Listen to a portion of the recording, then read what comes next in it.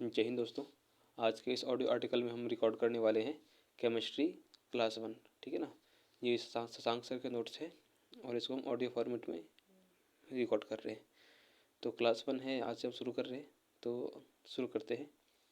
सबसे पहले हमें क्या बताना है इसको हम क्या करेंगे, जो क्वेश्चन आंसर के फॉर्मेट है, क्वेश्चन आंसर के फॉर्मेट में रिकॉर्ड करेंगे। जैसे कि शुरू करते हैं हम। सबसे पहले बताना है रसायन विज्ञान क्या होता है। ठीक है ना। रसायन विज्ञान क्या होता है, जो रसायन के मतलब केमिकल के, रसायन के उसके गुण, ठीक है ना, गुण, उसके संरचना, उसके उपयोग, इन सब का हम जो स्टडी करते हैं। ठीक है ना। रसायन के गुण, संरचना और उसके उपयोग के इसका जो स्टडी होता है, इसे ही हम कहते हैं केमिस्ट्री, रसायन। ठीक है ना।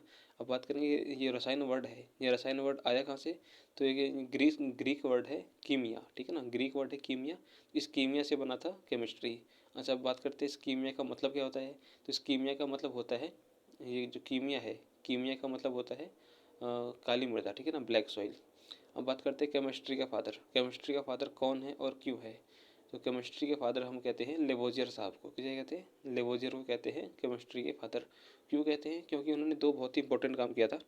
पहला तो उन्होंने एलिमेंट को परिभाषित किया, एलिमेंट क्या होता है ये बताया था, परिभाषा दिया था। और दूसरा इन्होंने क्या किया, द्रव्यमान संरक्षण का सिद्धांत दिया था, मास कंजर्वेशन का थ्योरी दिया था लेवोजियर ने। ठीक है। तो इन दोनों को एक एक करके हम चर्चा कर लेते हैं। सबसे पहले बताना है तत्व क्या होता है, तत्व की परिभाषा क्या है। तो इन्होंने तत्व का सबसे सिंपल फॉर्मूला दिया, सबसे सिंपल डेफिनेशन दिया कि तत्व क्या है, पदार्थ का शुद्धतम रूप है। ठीक है, पदार्थ का शुद्धतम रूप ही तत्व कहलाता है। और अब बात करते हैं द्रव्यमान संरक्षण का सिद्धांत क्या होता है। तो हम जानते हैं जितने भी रिएक्टेंट होते हैं, अभिकारक होते हैं, उनका जो टोटल मास है और जो जो हमारा प्रोडक्ट बना उसका जो मास है, प्रतिफल का मास है, ये दोनों बराबर होते हैं। ठीक है। Total mass of reactants equal to total mass of product. ठीक है। अब इसमें एक क्वेश्चन और है, बहुत इंपॉर्टेंट क्वेश्चन है। क्या द्रव्यमान संरक्षण का सिद्धांत सभी रिएक्शन या फिर सभी अभिक्रियाओं द्वारा पालन किया जाता है। इसका मतलब क्वेश्चन में क्या पूछ रहे हैं कि द्रव्यमान संरक्षण का सिद्धांत जो है ये हर तरह के रिएक्शन में इसका इस सिद्धांत का पालन किया जाता है। इसका जवाब है बिल्कुल नहीं। दो तरह के रिएक्शन होते हैं, जैसे रिएक्शन कई तरह के होते हैं, लेकिन जो केमिकल रिएक्शन है उसमें द्रव्यमान संरक्षण का सिद्धांत लागू होता है। लेकिन जो न्यूक्लियर रिएक्शन है वहाँ पर द्रव्यमान संरक्षण का सिद्धांत लागू नहीं होता। ठीक है ना। क्यों नहीं होता, क्योंकि न्यूक्लियर रिएक्शन में द्रव्यमान जो है, यही द्रव्यमान ही ऊर्जा में रूपांतरित हो जाती है। ठीक है, रिपीट करेंगे, न्यूक्लियर रिएक्शन में द्रव्यमान का ही ऊर्जा में रूपांतरण हो जाता है।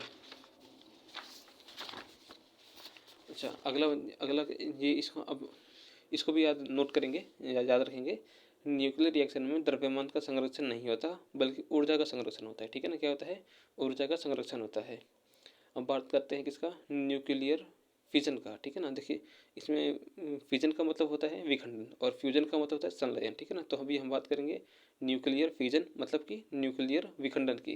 तो इसमें होता क्या है, इसमें द्रव्यमान का क्षय होता है। ठीक है ना। विखंडन में क्या होता है, नाभिकीय विखंडन में क्या होता है, जो मास है, मास का क्षय होता है, क्षय होता है मतलब उनका ह्रास होता है।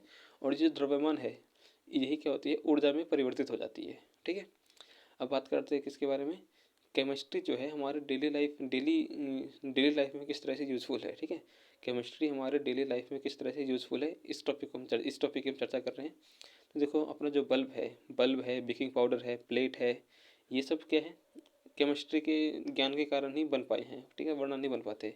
जैसे हम बात करते हैं कांच की, देखो रोशनी लाना तो फिजिक्स का काम है, लेकिन रोशनी किस चीज़ से आएगी। ठीक है ना, मतलब कि उसका जो बाहर का कवर होगा वो केमिस्ट्री बनाता है। ठीक है ना। जैसे कांच, ठीक है ना, साइंस पूरा सब्जेक्ट एक तरह से जुड़ा ही हुआ है। अब जब हम टॉप लेवल पे जाते हैं तो सारा साइंस एक तरह से जुड़ा रहता है। जो फिजिक्स पढ़ रहा है वो बायोलॉजी भी थोड़ा बहुत पढ़ता है। ठीक है, एक बेसिक अंडरस्टैंडिंग उसको रखनी पड़ती है, फिजिक्स की भी, बायोलॉजी की भी, हर एक ब्रांच की रखनी पड़ती है। तो बात करते हैं बल्ब की। तो बल्ब का जो कांच है वो कांच किसका बना होता है, बल्ब का कांच बना होता है सोडा वाटर का, सोडा कांच का। ठीक है ना, किसका बना होता है, सोडा कांच का बना होता है। लेकिन बल्ब का जो फिलामेंट है वो किसका बना होता है, वो बना होता है टंगस्टन का। ठीक है, बल्ब का जो फिलामेंट होता है किसका बना होता है, टंगस्टन का बना होता है। अच्छा, ये जो टंगस्टन है ये सबसे कहते हैं ना हार्डेस्ट एंड मोस्ट तन्य धातु कौन सा है, टंगस्टन है। हार्डेस्ट तो है ही, हार्डेस्ट के साथ साथ तो तन्य धातु मतलब फ्लेक्सिबल भी होना चाहिए, तो वो कौन सा है, टंगस्टन है। यहाँ पे नोट करने वाली बात है, सबसे ज़्यादा तन्य और आघातवर्धक धातु कौन सी है? सोना है। लेकिन यहाँ पर हम क्या कर रहे हैं? हार्डेस्ट और तन्य धातु की बात कर रहे हैं, तो ये अपना टंगस्टन है।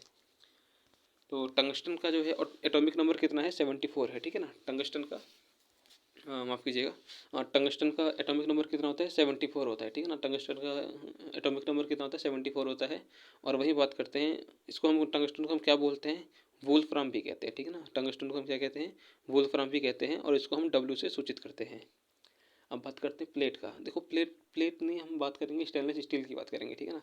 स्टेनलेस स्टील कैसे बनता है? जब हम आयरन में, लोहा में क्या करते हैं? कार्बन मिला देते हैं, तो हमें क्या प्राप्त होता है? स्टील बन जाता है। जितना हम कार्बन डालेंगे उतना ही ज़्यादा उतना ही अच्छा स्टील बनेगा, ठीक है। तो वही यहाँ पे वही लिखा है, लोहा और कार्बन से निर्मित होता है क्या? स्टेनलेस स्टील, ठीक है। अब बताना है स्टेनलेस स्टील में जो चमक आती है वो चमक किस कारण आती है? तो निकेल मिलाया जाता है, ठीक है ना। क्या है? निकेल। चमक बढ़ाने के लिए निकेल मिलाया जाता है, और इसको जंग रहित बनाने के लिए, ठीक है ना, स्टेनलेस बनाने के लिए क्या यूज़ करते हैं? क्रोमियम, ठीक है ना। जंग रहित बनाने के लिए हम क्या यूज़ करते हैं? क्रोमियम का यूज़ करते हैं। अब फिर बात करते हैं पीतल का, ठीक है ना। पीतल की बात करेंगे तो पीतल किससे बना होता है? कॉपर और जिंक, ठीक है ना। कॉपर और जिंक से मिलकर क्या बनता है? पीतल बनता है।